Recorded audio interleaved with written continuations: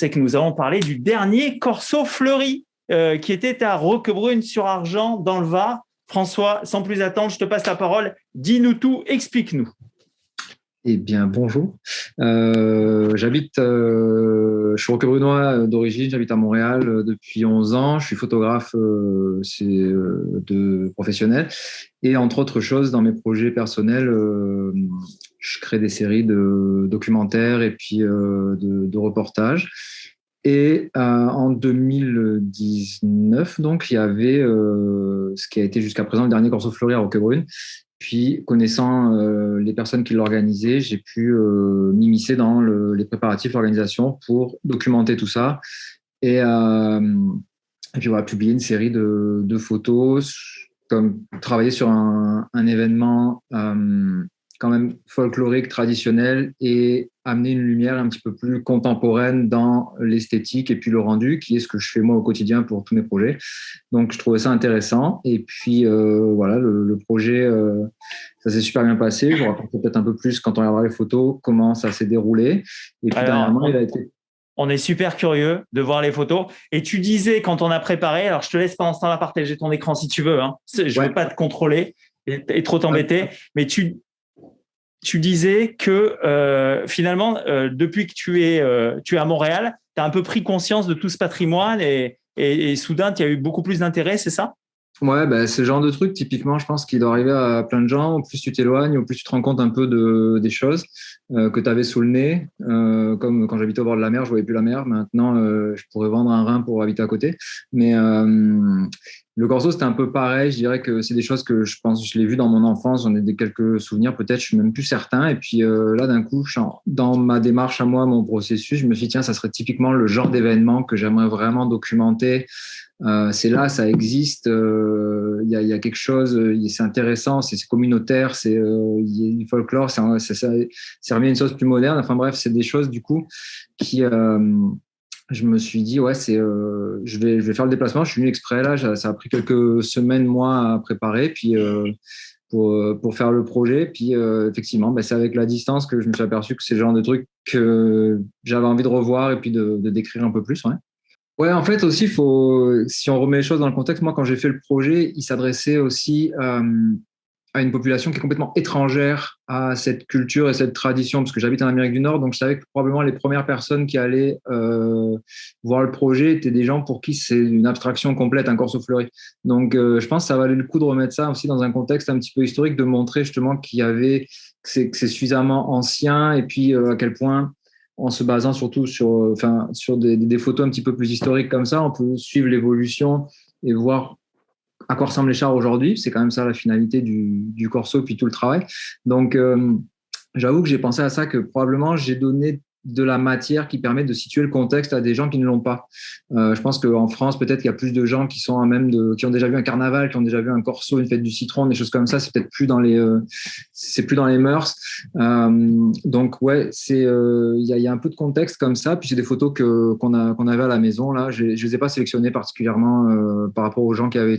J'ai pris celles qui déjà, on voit qu'il y en a quelques-unes qui ont survécu aux inondations. Là, il manque un peu de couleur, mais ça me donnait, moi, une perspective aussi pour après avancer dans le récit. Je pars vraiment toujours de très large, comme jusqu'à la présentation municipale du Corso dans la ville. C'est vraiment pour donner toute l'enveloppe autour avant de rentrer dans quelque chose de plus concret. Okay. Puis j'ai shooté des dizaines de centaines de photos en plus. Puis après, il y a un travail d'édition à faire qui est assez sévère avec soi-même. Ok. Et François, là, t'as plein de photos justement à présenter. Est-ce que tu vas te focaliser sur quelques-unes dans cette partie-là qui va être Facebook Live ou tu prévois de faire comment? Moi, je passerai dans la séquence au complet, puis peut-être qu'on pourrait s'arrêter un petit peu plus sur les photos finales des chars, parce que c'est un peu ça le highlight du projet, okay. Puis c'est ça qui a été la spécificité technique aussi un peu. C'était pas tant de faire des photos, des chars vides, des structures, tout ça, tu vois, c'était plus d'organiser la partie, justement, de prendre les chars seuls avant qu'ils rentrent dans le village, avant qu'il y ait des confettis partout dessus, et puis des choses comme ça. Ok, ça marche, d'accord. Donc, parce que le déroulé, après, c'est un style photographique, mais c'est assez commun, en fait. Tout ce qu'on va voir ici, c'est pas la révolution, c'est mon style photographique, mais c'est ça, tu vois, il y a des détails comme ça. Moi, j'aime bien documenter ces petites choses-là. Ça, c'était une liste de fautes des fleurs qu'il fallait pour tel char. Attends. 1900 œillets pour un char. Waouh. Ouais, je pense que c'était pas le plus gros celui-là, hein, mais Et qui venait d'Italie, hein, c'est ce que j'ai vu. Hein. ouais, les œillets viennent d'Italie. Ils en ont. Il y a un catalogue où il y a à peu près toutes les nuances possibles de couleurs. Puis c'est ça, il y a un type qui a livré ça en Roquebrune dans des seaux comme ça. Ils sont arrivés par bouquet de je sais pas combien.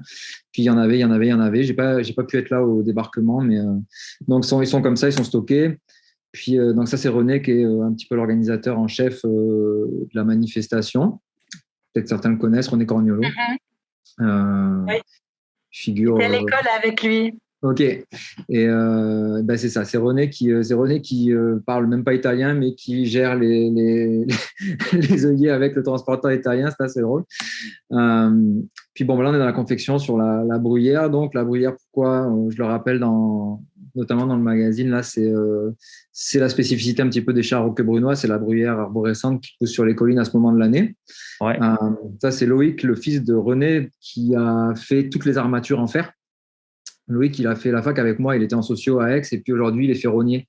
Et donc, c'est lui qui fait toutes les armatures. Donc, ce qu'on voit derrière, par exemple, qui est les 25 ponts de Roquebrune. Après, je suis allé visiter différentes familles parce que ça se fait donc un peu comme dans le temps. J'imagine que c'était plus dans des remises et tout. Aujourd'hui, c'est un peu plus aléatoire dans les endroits où ça se produit, puis des choses un peu plus pratiques. Mais ça se fait encore de manière en famille, entre amis. Là, il y a un groupe en particulier qui font un truc super avec un pilot en aioli puis une bouteille d'huile d'olive.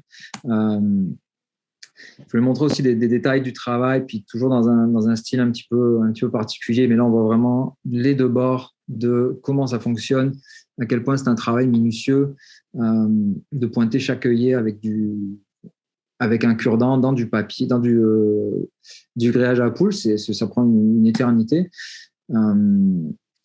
Et puis surtout, ça, je pense que c'était la veille. Donc là, c'était travailler en heures supplémentaires, pas mal.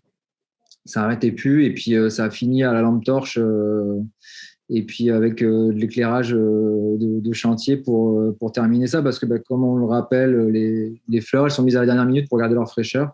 Donc, c'est vraiment la veille et voire même dans la nuit tard que ça se termine. J'aimais bien cette photo aussi. C'est une petite histoire de génération là-dedans. Il y a la petite fille qui finit d'éclairer à sa grand-mère avec un téléphone portable parce qu'elle ne voit plus rien à ce moment-là. Je trouve ça quand même assez cool. Et puis, ce que j'ai fait aussi, c'est ça, comme ça reste quand même un hommage aux gens qui l'ont fait. Cette photo-là, elle n'apparaît pas nécessairement dans la publication papier qu'il y a eu, mais j'ai fait une grille de portraits comme ça. Tout le monde, j'ai installé un fond noir et tout le monde avec le même éclairage. Puis j'aime bien un peu documenter de cette manière-là qui a participé à tout ça. Mais c'est sûr qu'il manque des gens, je ne pouvais pas avoir tout le monde, et puis il y avait des enjeux de temps, de disponibilité, mais j'aime bien faire une espèce de documentation un petit peu systématique des choses et des gens. Comment je suis arrivé à faire ces photos des chars finaux terminés du Corso Fleuri avant qu'ils ne rentrent dans le village en fait, et puis qu'on ne puisse plus vraiment les admirer dans leur entièreté, puisque après ils sont dans des ruelles recouvertes de confettis puis avec tout un équipage par-dessus.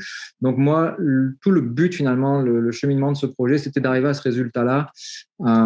Et puis on va voir un petit peu comment ça s'est passé. J'ai aussi documenté beaucoup de choses en détail, mais c'est ces photos-là moi qui m'intéressaient de produire, et puis je suis quand même content qu'on ait pu arriver à le faire. Écoutez, c'est absolument magnifique. Juste pour que tu nous donnes un tout petit peu de contexte, les chars sont constitués de 2 végétaux, c'est bien ça? Oui, c'est donc le Corso Fleuri en soi, c'est pas unique à Roquebrune. Hein, c'est quelque chose qui est de tradition. Je pense que même ailleurs en France aussi, ça existe. Mais ce qui fait que celui de Roquebrune est spécifique, c'est que l'habillage premier, c'est de la bruyère arborescente, donc qui est typique des collines de Roquebrune, et puis qui fleurit à ce moment-là, donc aux alentours de la fin mars, la mi-carême. Et donc c'est ce qui fait un peu le charme des chars roquebrunois comparativement à d'autres qui peuvent être juste recouverts de fleurs. Donc de la bruyère, des œillets, des cure-dents et beaucoup de thym.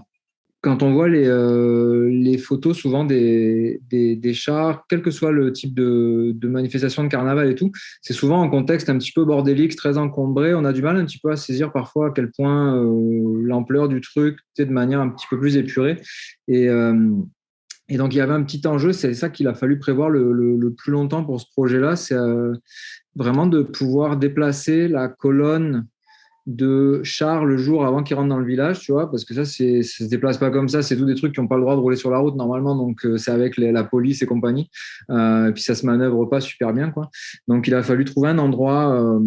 C'est sûr que dans un monde idéal, j'aurais aimé qu'il n'y ait pas d'arbres derrière, j'aurais aimé que ce soit plus épuré encore, qu'on puisse encore plus les voir, mais à un moment donné, c'est ça qu'on pouvait faire. Et, et puis après, les éclairer bien comme il faut. Il y avait ma copine qui tenait un gros flash comme ça, qu'on ne voit pas dans la photo, mais c'était un peu rock'n'roll, mais c'est toujours un peu comme ça que ça se passe au final.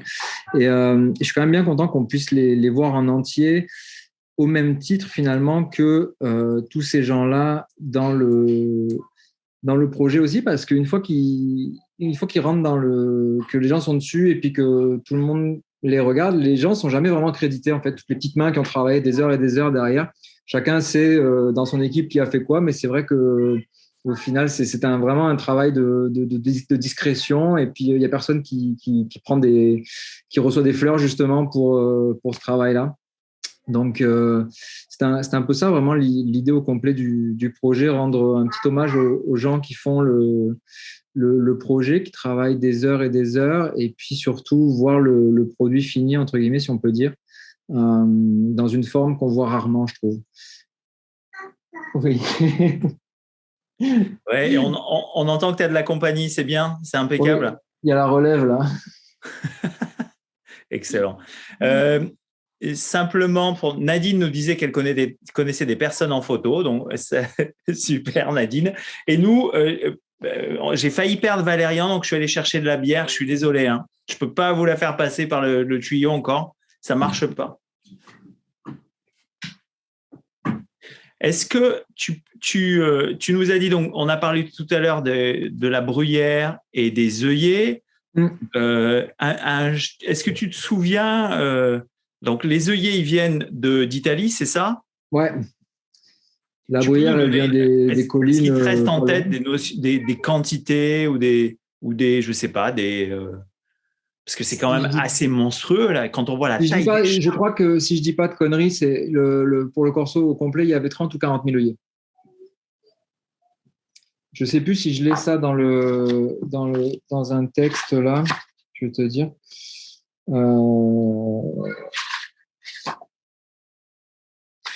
Alors, qui a déjà fait un corso? C'est 20 000 œillets, c'est 20 000 œillets en tout. 20 000 œillets en tout, c'est sacrément monstrueux. Qui parmi les Passadociens qui est avec nous sur le Zoom, qui a déjà fait des corsos, soit en tant que producteur, soit en tant que visiteur? Non, moi, j'ai jamais trop participé à ça. Non, je faisais pas, ils n'étaient pas fleuris, c'était que du papier crépon, des trucs. Ok. J'ai vécu 20 ans à Nice, je suis jamais allé voir une fois le carnaval. Moi, pareil. Jamais une fois, j'y suis allé. Il y a trop de monde. Parce qu'une fois, c'est ça, dès qu'ils rentrent après dans le village, ils ressemblent à ça.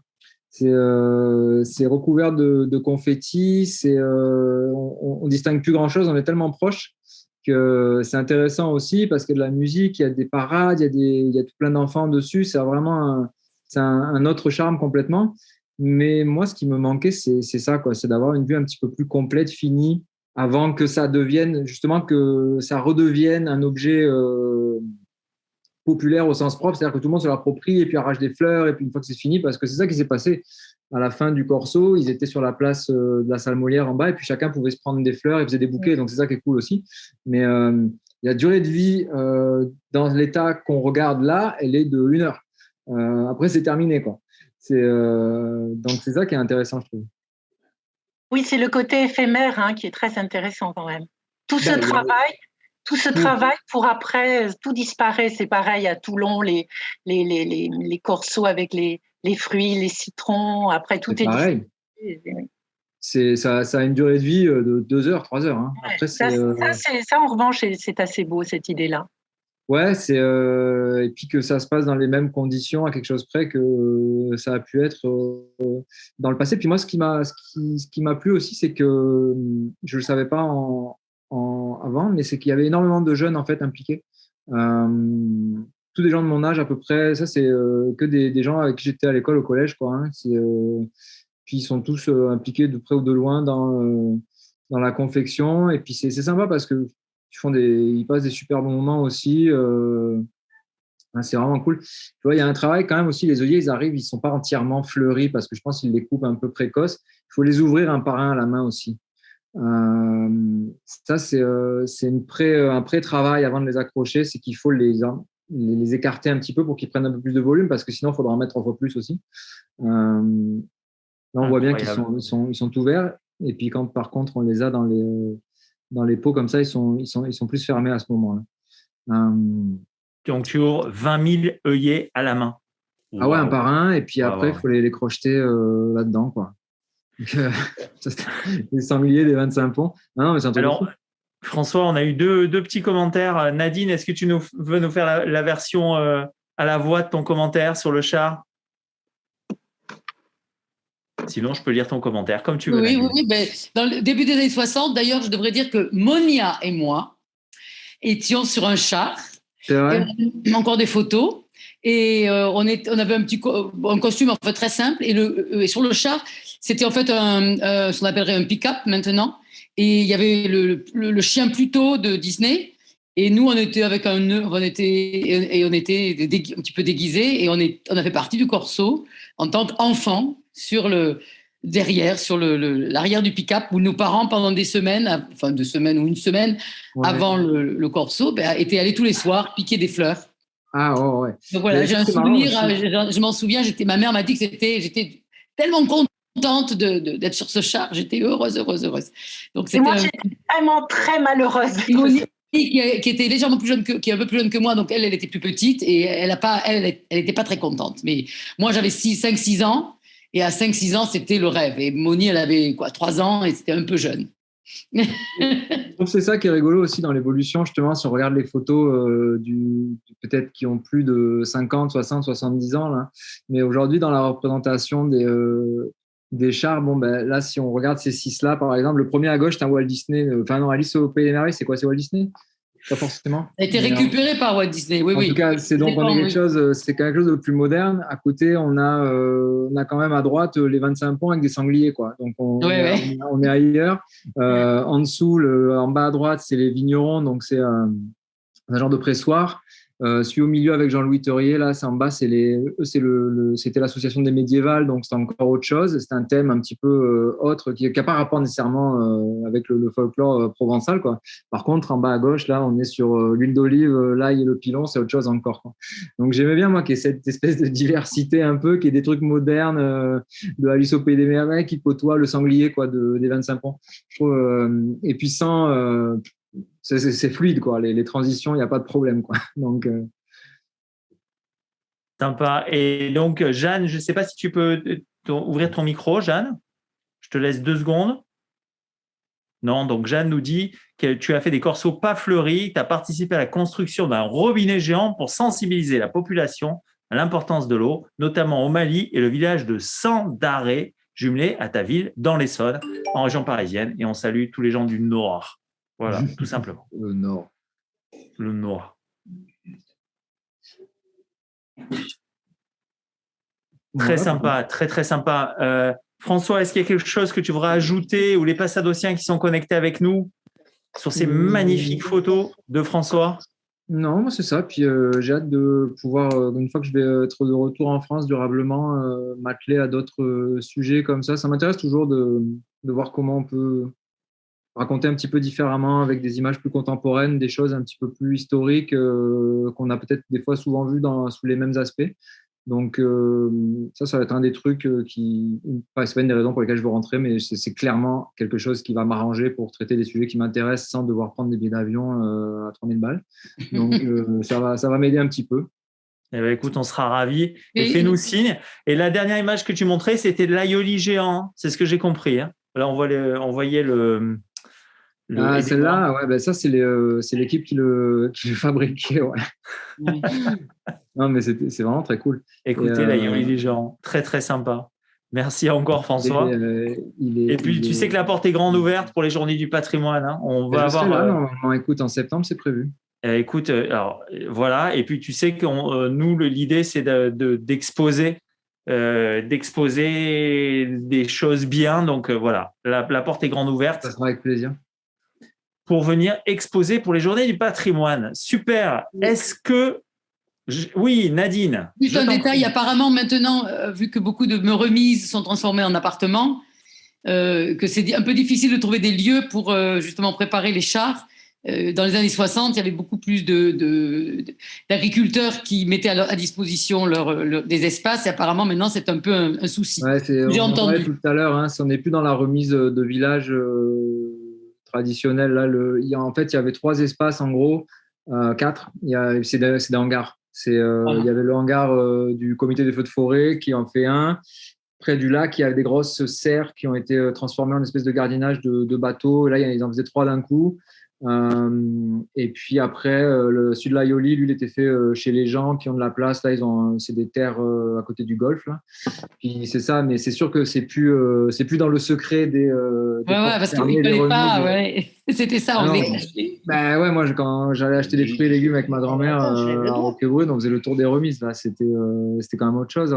C'était comme complètement un autre principe là de tout. Là. Oui. C'était un petit détail, juste je sais que j'ai entendu parler. C'est vrai parce que ça change un petit peu la dynamique. Il y a un côté, c'est plus organisé en termes d'efficacité parce que ça prend de la place quand même malgré tout. Et puis ça reste que la personne qui organise ça, bénévole, je pense, plus elle centralise de choses au même endroit, notamment pour acheminer les fleurs et tout, quand même le plus ça lui facilite la vie. Là. Mais puis aussi parce que c'est ça, il y a un enjeu. Après, il faut quand même les déplacer, tous ces chars-là. C'est pas de tout repos. Oui. Ouais, c'est impeccable. Merci François. Merci à vous. On va peut-être te rendre à ta famille. On t'en voudra pas si tu nous quittes. Hein, ouais, j'ai un petit. Parce que j'ai compris que tu avais une question logistique aujourd'hui. Hein. Ouais, merci beaucoup.